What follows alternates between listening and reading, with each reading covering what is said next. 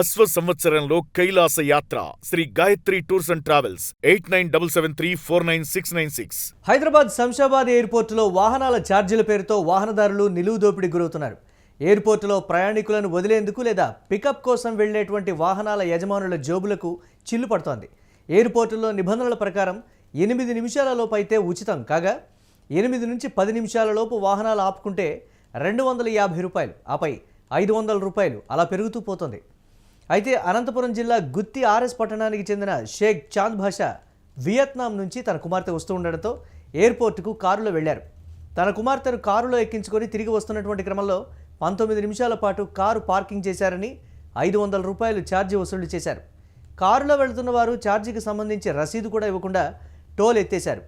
దీంతో చాంద్ భాషా రెసిప్ట్ అడగ్గా అక్కడి సిబ్బంది పొంతనలేని సమాధానం చెప్పడమే కాకుండా వాగ్వాదానికి దిగారు. రసీదు ఇచ్చే వరకు వెళ్లేది లేదని టోల్ గేట్ ఎదుట కారు నిలిపేశారు.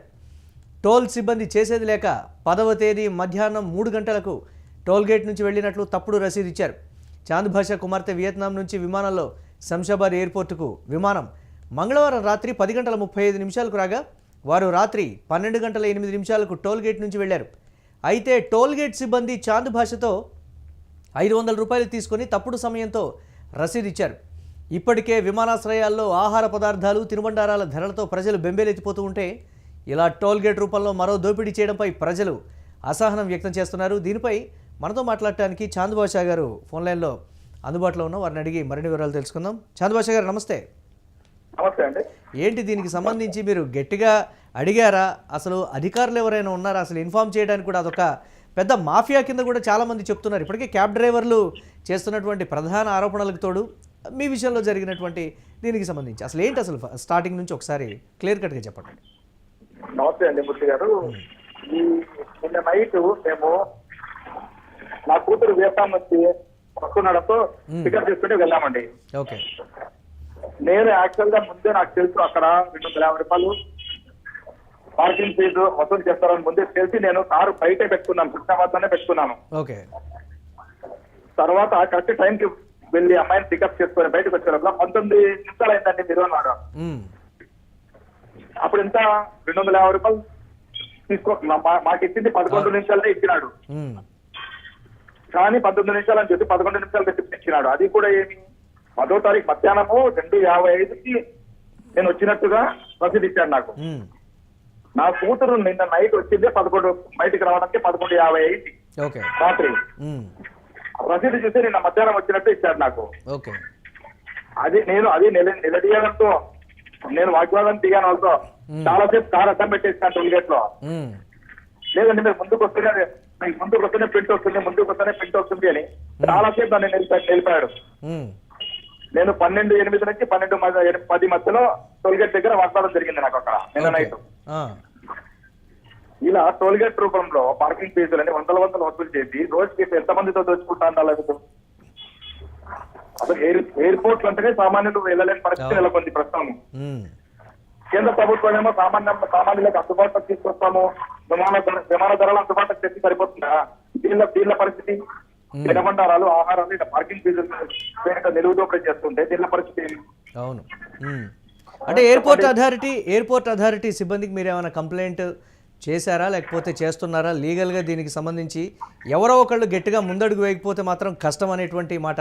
ఎవరో ఒకళ్ళు ఇలాంటి అంశాలని కానీ వెలుగులోకి తీసుకురాకపోతే ఎయిర్పోర్ట్లో ఇదే విధంగా ఉంటుందేమో. ఒకవేళ ఆ రిసిప్ట్ని మనం అబ్జర్వ్ చేయకపోతే ఈ సమయానికి 500 రూపాయలు ఉంటుందేమో అనేటువంటి భ్రమలు కూడా వెళ్ళిపోతారు కదా. అలాంటి వాళ్ళ అవగాహన కోసం అంటే మీరు ఏమన్నా లీగల్గా ఒక యాక్షన్ తీసుకునేటువంటి ఛాన్సెస్ ఏమైనా ఉన్నాయా? చూస్తానండి, మా న్యాయవాదులతో ఏదైనా మాట్లాడి దీనికి ఎలా ముందుకు పోవాలి అనేది న్యాయవాదులతో మాట్లాడి ప్రయత్నం చేస్తాను లీగల్ గా ప్రొసీడ్ అవ్వడానికి. ఇక్కడ 250 రూపాయలు 500 అనేది కాదండి. అవును. ఇంకా మేము ప్రధానంగా ఏమంటే ఇలా రోజుకి ఎన్ని వందల వాహనాలతో వీళ్ళు వసూలు చేస్తుండాలి. అంటే అది కూడా సమయాన్ని తప్పుగా ముద్రించి సమయాన్ని తప్పు. అది ఏమి నేను గట్టిగా అడిగితే అతని కౌంటర్ లో నుంచి దిగి వేరే కౌంటర్ లో పోయి తెచ్చిచ్చారు ప్రింట్ నాకు. ఓకే. ఇవన్నీ కూడా ఎయిర్పోర్ట్ అథారిటీ అధికారులు కావచ్చు, డీజీసీఏ కావచ్చు, ఇవన్నీ ఆ టోల్ గేట్ రికార్డ్ అయి ఉంటాయి. అన్ని అవన్నీ తీసి విచారణకు ఆదేశించాలి వీళ్ళు. అవును. ఇలా ఎంత దోపిడీ జరుగుతుంది. అంటే మీరు ఇది ఫస్ట్ టైమా లేకపోతే గతంలో వెళ్ళినప్పుడు యాజ్ యూజువల్ గా సక్రమంగానే జరిగిందా? ఇంతకు ముందు ఏమైనా వెళ్ళినప్పుడు మీరు గతంలో వెళ్ళినప్పుడు 15 నిమిషాల లోపల అయిందని 250 రూపాయలు తీసుకున్నారు. ఓకే.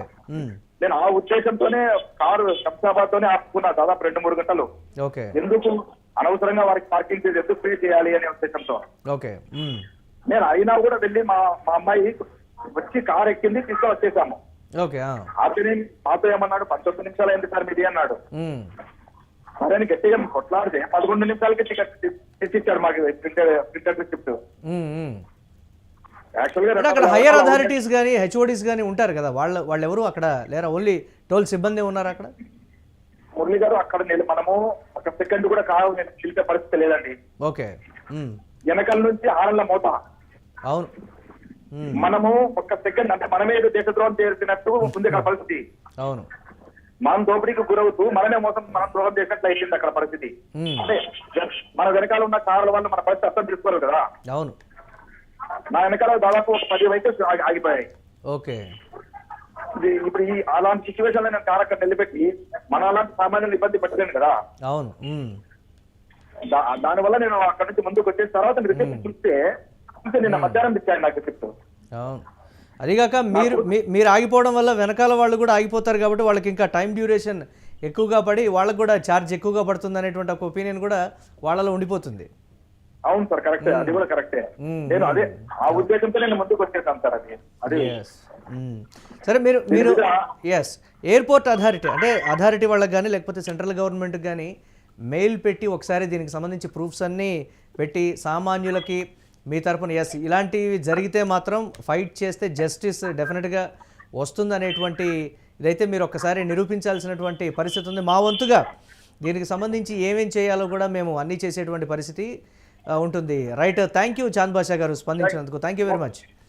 ఇక శంషాబాద్ ఎయిర్పోర్టులో వాహనాల ఛార్జీల పేరుతో దోపిడీకి సంబంధించి యూటీవీ స్క్రీన్ మీద ఎక్స్క్లూజివ్గా ఆధారాలతో సహా మనం చూస్తున్నాం.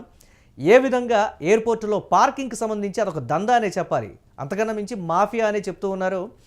ఎంటర్ అయింది నైటు 10 తర్వాత. దీనికి సంబంధించి అంటే మధ్యాహ్నమే వారు ఎంటర్ అయినట్లుగా, రాత్రి ఎప్పుడో వారు బయటికి వెళ్ళిపోయినట్లుగా కూడా దానికి సంబంధించి ఒక ఫేక్ రిసిప్ట్ ఇచ్చి 500 రూపాయలు వసూలు చేశారంటే ఒక్క రోజులో దాదాపుగా 1000 వాహనాలకు పైగా అక్కడికి వస్తాయనేటువంటి ఒక రికార్డ్ అయితే ఉంది. అంటే వీటిలో ఎన్ని గ్యామ్లింగ్ జరుగుతున్నాయి, ఎన్ని ఈ విధంగా మాఫియా రూపంలో అక్రమంగా వసూళ్లు చేస్తున్నారు సామాన్యులకు సంబంధించి. ఎయిర్పోర్టుకు వెళ్ళాలంటేనే రీసెంట్గా జరిగినటువంటి ధర్నాల విషయంలో కూడా ఈ క్యాబ్ డ్రైవర్స్, క్యాబ్ ఓనర్స్ కూడా వాళ్ళు చెప్తోంది ఒకటే, ఎక్కడా కూడా దానికి సంబంధించి యాప్ వాళ్ళు ఎక్కడ మాకు డబ్బులు పే చేయట్లేదు, దీనికి సంబంధించినటువంటి ట్యాక్స్ అంతా కూడా టోల్ మేమే కట్టుకుంటున్నాము, ఆ పార్కింగ్ ఫీజులు కానీ ఇతరత్ర అన్నీ కూడా ఇక్కడ దారుణంగా ఉంది అని వారు ధర్నా చేసినటువంటి పరిస్థితి. ఇప్పుడు సొంత ఓనర్ వెహికల్కి సంబంధించి ఒక ప్రత్యక్ష సాక్ష్యం మనం స్క్రీన్ మీద చూస్తున్నాం. ఏ విధంగా దోపిడీ జరిగింది అనే దానికి సంబంధించి సాక్ష్యాధారాలతో వారి అమ్మాయి ఫ్లైట్ ఏ టైంకి దిగింది, ఏ టైంకి వారు బయటకు వచ్చారు, సీసీ ఫుటేజ్తో సహా క్లియర్ కట్గా అన్ని సాక్ష్యాలు ఉండి కూడా దీనికి సంబంధించి వారు ఆ విధంగా చేశారు అని అంటే ఆ సమయంలో ఏమి మాట్లాడలేనటువంటి పరిస్థితి. కానీ దీని మీద ఉద్యమించాలి, దీని మీద గట్టి పోరాటం చేస్తే తప్ప ఎయిర్పోర్ట్కి సంబంధించి ఒక కామన్ మ్యాన్ ఎయిర్పోర్ట్లో అడుగుపెట్టేటువంటి పరిస్థితి లేదు. దీనికి సంబంధించి ఏ విధంగా ముందుకు వెళ్ళాలనే దానికి సంబంధించి కూడా క్లియర్ కట్గా ఒక అధ్యయనం అయితే జరగాల్సినటువంటి పని ఉంది. ఎయిర్పోర్ట్ అథారిటీ గతంలో ఫ్లైట్స్ ఆగిపోయినప్పుడు కేంద్ర ప్రభుత్వం ఏ స్థాయిలో అయితే చర్యలు తీసుకుందో వాళ్ళకి ఇవన్నీ కనిపించడం లేదా అనేటువంటి విమర్శలు కూడా వ్యక్తమవుతున్నటువంటి పరిస్థితి ఉంది. అవి నేరుగా కనపడతాయి. ఇవి ఈ దోపిడీకి సంబంధించి 100 కోట్ల రూపాయలు ఈ విధంగా మాఫియా అక్కడ జరుగుతోందనేటువంటి మాట. ఆ కాంట్రాక్టర్ కావచ్చు, లేకపోతే ఎయిర్పోర్ట్ వారు బాధ్యత వహిస్తారా, లేకపోతే సదరా పార్కింగ్ స్లాట్ ఎవరికి ఇచ్చారనే దానికి సంబంధించి వారు బాధ్యత వహిస్తారో దీనికి సంబంధించి అయితే న్యాయం జరగాలని అయితే యూటీవీ కూడా కోరుకుంటుంది.